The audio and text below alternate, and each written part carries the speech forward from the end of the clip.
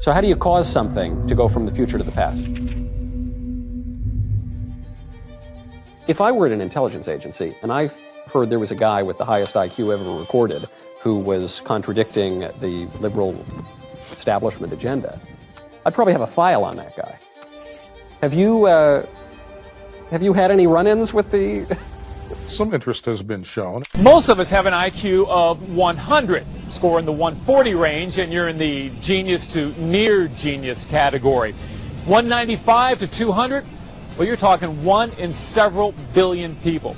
Now, historians figure that Einstein and Franklin scored about 160, Darwin 165, Galileo 185, Isaac Newton 190.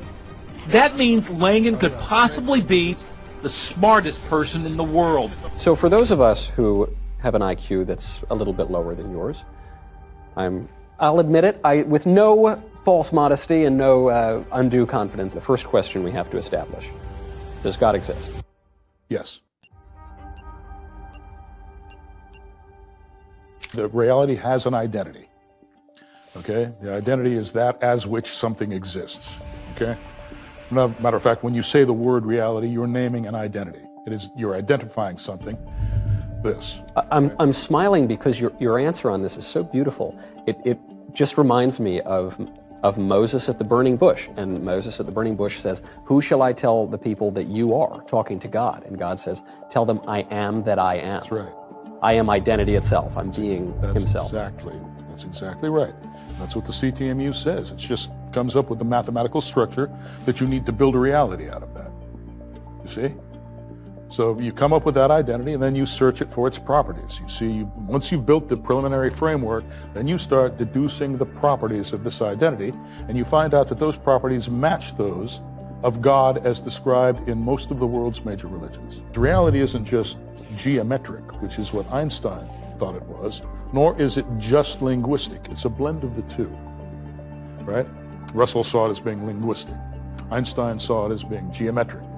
Okay, so I decided that reality must be logico-geometric, putting the two of them together. And of course, then I realized, well, I've got to put together a theory, construct a theory, in which reality is actually logico-geometric. And so that's where the CTMU came from. And the CTMU is the cognitive theoretic model of the universe. Cognitive theoretic model of the universe. This is your theory of everything. My theory of everything, and it's all in the name. If you take a good close look at that, you've got cognitive theory, and of course you know a theory is a kind of language, theoretic language, okay? And then you've got cognitive theoretic model, you've got a model, and then you've got universe. You've got a language, you've got a universe, and then the model is the mapping between them. CTMU says those are all the same thing. All of those terms, all of those properties are distributed everywhere over reality. Reality can have only one structure once you realize that and you implement it in theoretical form. But this is so important that you're not just talking about this siloed aspect of thought, or this, philosophy over here, language over here, math over here, physics over here, but you're presenting something that is universal. Correct. Absolute and universal. To get the absolute invariance, the absolute truths of reality. Things that are true everywhere you go, no matter, at what time you exist or in what place you exist, it's the same. So we're not just defining God out of existence. Sometimes you'll hear people say God exists, but they'll give God such a weak and shallow definition that the God that they're describing has no relation to the God that we conceive of. You're saying, no, this God is God himself is conscious and therefore personal? Yes. You can establish a personal relationship with God. We're images of God. You know what an image is? It's basically the product of a mapping. God maps himself into each human being, right? That's a very personal thing that God is doing for us, right? And I don't understand how anybody can say that it's any different. We reflect the structure of the universe. Each one of us, we're carried by it. Everything we do, we exist in a medium. What is that medium? Right? Where did it come from? What holds it together? What is the unifying coherence, the source of coherence of that medium? Now, is your claim a pantheistic claim that God is the universe or the universe is God, and that's that? Or no? Or is God outside of the universe and created? God is greater than, well, what is the universe? Damned if I know. You ever hear of the simulation hypothesis? Yes. Okay, well, the simulation hypothesis is basically the idea that the reality we see around us, physical reality, is simulated on some sort of an automaton or a computer. Yeah, some aliens somewhere have just, they've fooled us. The idea is that you've got some kind of an automaton running, you've got a simulation running on it. And God, it's more panentheistic. You know what panentheism is? I do. I think I do. But that means that we are in God. Let me know how I've gone wrong. We are in God, and God is in us. And it is not merely that God and the creation are one and the same, but they are quite related. Is that something approaching panentheism? A little bit, yes. Okay. There's the idea is that you've got the physical universe that you see around you, but God is not confined to the physical universe. Okay. See, there's an ordinary pantheist assumes that God is somehow confined to the universe, that there is just what we see around us, and God is in every piece of it. God is distributed over it. Yeah. But it's a little bit more complex than that, because this part of the universe that we see around us cannot exist just by itself. Yeah. Okay? There are certain things that it entails. And when you go into those entailments, that's how you get to God. That's how you get to the identity of reality. Okay? And now to get back to the reality of self-simulation, or at least that's what I call it, self-simulation. But to get back to the simulation hypothesis, that we're living in the display of that simulation. In addition to the display, there is also a processing aspect. Okay? And God, it captures both of those things. It captures both the display and the processor. What do you mean? I hate to put it in the... Well, I mean, okay, here's the display. You realize the display contains states. Yep. Okay, you see things, the objects contains it. States are static. Yep. That's why they're called states. Okay, static. How do they change? Well, they have to be processed. Something has to be processed. Yeah. And in the calculus, for example, those are tiny little infinitesimal intervals. Okay, but they are not actually contained in the states themselves. They have a neighborhood, a little tangent space or what have you, where you can sort of draw little vectors that suggest that some kind of processing is going on. But the idea of being a state and being a process, those are two different things. Yeah. In the ordinary way of looking at it, okay? It turns out that you can't properly describe reality and causation at all unless you put those things together somehow. And that's what it takes God to do, okay? God provides the processing functionality for your state. You have an internal state, an external state. You're a material human being, right? Like, to explain how that is changing through time, and maintaining its coherence through time, even as it changes, that's what you need God for. Yeah, I certainly agree with that entirely. And so I might not be sophisticated enough to parse all of the quibbles that there might be, but broadly speaking, as a Christian, so much of what you're saying resonates as obviously true for me. The idea that, well, I'm a member of the body of Christ. The idea that God creates the world in this great act of love, this great act of charity. Self-love. Well, self-love. Don't forget, you're an image of God. Right. So in loving Himself, God loves you. And you're supposed to love God back. Right. And this ties into something like the Trinity, right? The idea that God is three persons in one divine unity. So all of this is making a lot of sense to me. So now, how do I make sense of consciousness? Well, it turns out that in order to quantize that theory that I was talking about, that theory of identity, where you've got the display and you've got the processor, and it's handling both. It turns out that in order to handle both of those things, you need a certain kind of quantum. That quantum is called an identity operator. God is the identity.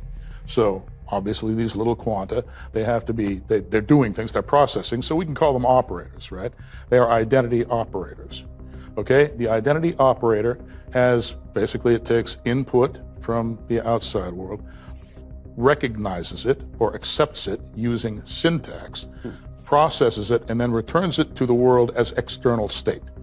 Okay, so things come in, then they're processed, right? There's throughput, which is, you could call that the subjective or internal state of the identity operator, and then it's returned to the external universe. So what I'm saying is that's consciousness. And I'm saying that consciousness exists in every part of the universe because those are the quanta. That's what I'm asking. Are you telling me that this table is conscious? In that sense, yes, generically conscious. But it's relying on our consciousness to do it. There's levels of quanta, okay? These are tertiary quanta. They're all put together using physical localistic forces, right? But those are underdeterminative. They don't fully determine what happens. Why? The Heisenberg uncertainty principle, for example, it tells you that, the quantum rules, they're probabilistic. Right. They don't actually determine events, okay? So what determines events? We do. We don't know how we do it, but we do it. When everybody's will is put together, we're all creating the best possible universe we can for ourselves. And God is what harmonizes all of our different perspectives and makes things happen for all of us at the same time. And if we were doing things correctly, this would be the best of all possible worlds. Sadly, however, we oftentimes make mistakes. And that's what we have to get out of doing, but we can't get out of doing it until we understand what reality is, what we are, and what the relationship between those two things is. Do we really do much of anything at all in the sense, do we have free will? Yes, we do. We have to have free will. Basically, what you've got is you've got a bunch of quantum fields in superposition, and then those fields consist of little fluctuations, little quantum fluctuations, right? Where is the fixed array? We were talking about a manifold, right, with a bunch of zero-dimensional points. Yep. Okay? Those two things are not compatible. Okay? Quantum field theory and that fixed array manifold where you can parameterize all of the causal functions using the manifold, that doesn't work. Okay? Those two things don't fit together. Well, often the conversation, especially these days, becomes this sort of shallow discussion of, well, this caused this, and I'm going to describe a totally deterministic system, and so as a result of this causing this, causing this, causing this, you don't have free will. And you're saying cause is actually more complicated than just cause. That's correct. In other words, talking about free will in those terms is osios. It means nothing. Yeah. You can't get anywhere with it. Okay? Reality is actually generative. Okay? It's not just a fixed manifold. Everything is being created all the time. Not just our states. Our states are being recreated, right? I can cross my legs, I can uncross my leg. That's the changing state. Yeah. But the medium around us is changing. When I look at you, I'm seeing Michael Knowles. Okay, I'm seeing you sitting there. But that means that I'm seeing your boundary. I'm seeing what distinguishes you from the external environment. Right? There's a medium around you. So I have to be regenerating that at the same time as I'm regenerating your state in my head. Okay. When I say regenerating, there's a reason I'm doing that. I could also say I'm recognizing Michael Knowles, I'm recognizing your state right now, but I'm also recognizing the state of the medium around you, because otherwise I wouldn't be able to distinguish you from the medium and you wouldn't exist at all. Right. Well, it's sort of like a little baby, right? Has trouble recognizing the limits of things and recognizing what some individual object might be from, the glass on the table. They have trouble distinguishing those things. Precisely. Yeah. Okay, the baby has to learn to distinguish those boundaries.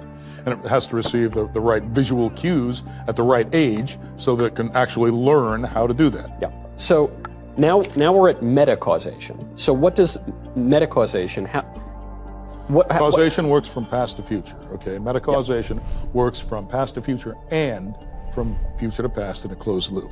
It's called a conspansive cycle. So that's basically what we have to do to quantization in order to make causality work. And of course, when I say causality, I mean metacausation. Okay? So how does... Because ordinary past to future causality, parameterized by a fixed array, that doesn't work. So I get past to future. This seems pretty simple. I pick up the glass of water, I put it over here, and now I remember 2 seconds ago that water was over here, and then I caused it to go over there. Right. So how do you cause something to go from the future to the past? Can't go anywhere unless there's some place for it to go. Yeah. In the universe, everything changes with time. You're actually, in the theory of relativity, for example, all the points are events. Yep. Okay, and that means that there's a time parameter involved. Okay, so when you take that glass and you move it from there to there, okay, you think that there's a point right there where you're going to move that glass. That's false. Okay, the point to which you are going to move that glass is actually in the future. When you pick up that glass, it's Yeah. still in, you understand what I'm saying? Yes, okay, that makes sense. Getting back to God, I guess we're always trying to get back to God. God is outside of time and space. Well, God distributes over time and space, and there's some left over. Time and space is static. It's a display. Yeah. Imagine that you're a little homunculus inside a computer display, like the Matrix, for example, okay? God not only distributes over that, but there's a whole other domain where God exists. And that's the processing domain. That's the non-terminal domain in the CTMU. We're in the terminal domain, right? And most physicists, when they try to reason about the terminal domain, they reason under physical confinement. Okay, well, I can only look at physics, and I have to use what I know about physics, what I can observe about physics, to explain everything else that I explain. So they have that kind of explanatory closure going right there.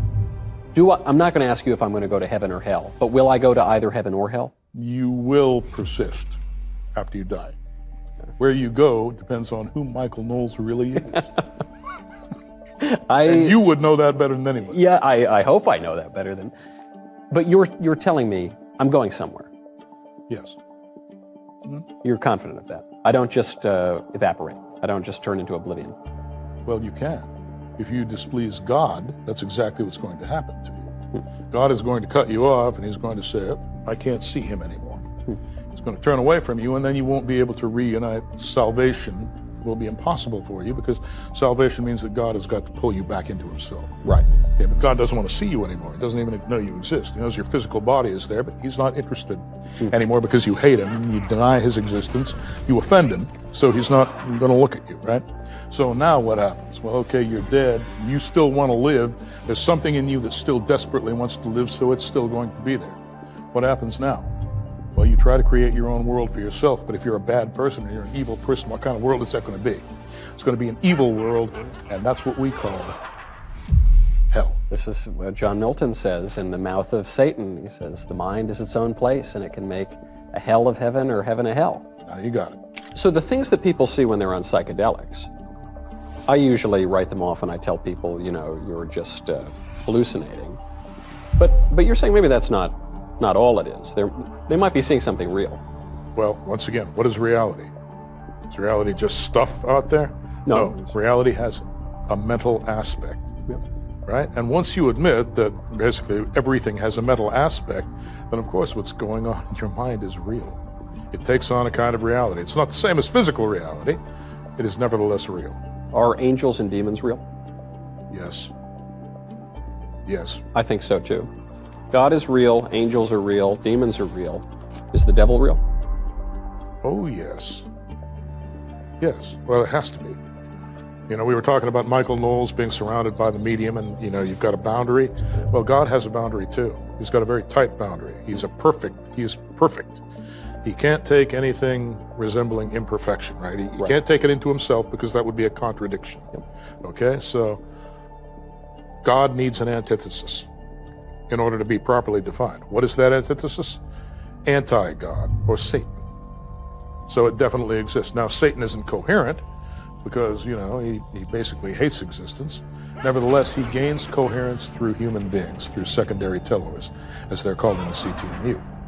In other words, Satan can nucleate power structures, for example, things like corporations and governments, where you've got people in there that can be acquired as resources, and there's a kind of skeleton, a corporate organization, a governmental, organization that's holding them together, holding them in place, that can be exploited by Satan. So you're not describing Manichaeism. You're not saying there's God and then the opposite of God, and there's some maybe equivalence between the two. You're saying that God, obviously there is an antithesis. Christ has an antichrist, but that it's incoherent. Are you saying that he sort of that the devil sort of lacks substance, or that's why he needs the humans? I'm saying the devil lacks coherence.